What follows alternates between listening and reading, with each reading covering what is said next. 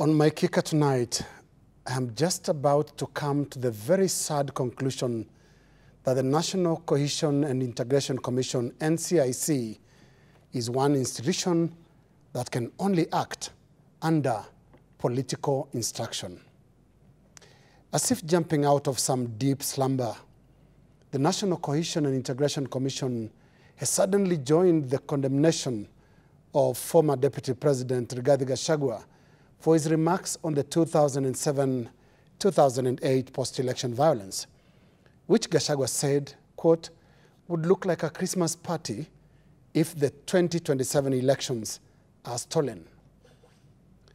Well, it took the NCIC nearly a week to process or pick what the chairman, Reverend Samuel Kobia, now terms appalling and deeply insensitive remarks about the 2007-2008 violence by the former deputy president. Of the NCIC belated reaction, one would beg to ask, where have you been? Why so many days later? The immediacy of, quote, appalling and insensitive cannot wait for days. Those two words were created for the immediate, for the instant, on-the-spot reaction to something. It requires no prior research, no forensic processes, nothing. And if appalling and insensitive was indeed the genuine response to the NCIC, of the NCIC to Gachagua's remarks, then the remarks and the reaction should have been, at the latest, only hours apart. But they could not, because of the conclusion I'm sadly about to reach, that NCIC perhaps only moves and breathes after some political prodding. So, one would assume the days between Gachagua's statement and the NCIC reaction were spent watching the political chimneys and waiting for the white smoke of political correctness. It is instructive that the NCIC is now censoring, or is it summoning Gachagua, way after politicians drew their knives, calling for, among other things, the arrest and prosecution of Gachagua. For jumping so late into the fray, the NCIC paints itself as an institution crashing under the weight of moral cowardice and political correctness.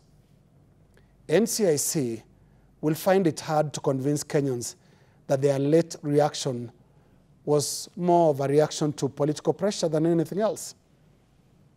Gachagua supporters would even ask, why now? Isn't this the same Gachagua who, from the second highest office, declared government as an institution of ethnic shareholders, as NCIC coiled its short tail? Why did the NCIC let Gachagua roam free with his divisive government of tribal shareholders open crusade, for which, or supposedly, he was impeached? Where was the NCIC when a deputy president spoke openly of a development pecking order based on tribes and regions? Where was the NCIC when, obviously inspired by Gachagua's formula, two tribes, that is Gachagua's Kikuyu and President Ruto's Kalenjin, took up 57% of jobs advertised at the Kenya Revenue Authority in 2024? And where was the NCIC when numbers in the civil service and some sectors like the police service continue to reflect either the country's ethnic voting patterns or an exclusive league of big tribes? Where is the NCIC? Waiting for political white smoke?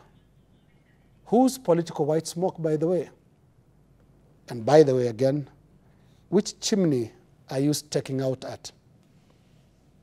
That is my kicker.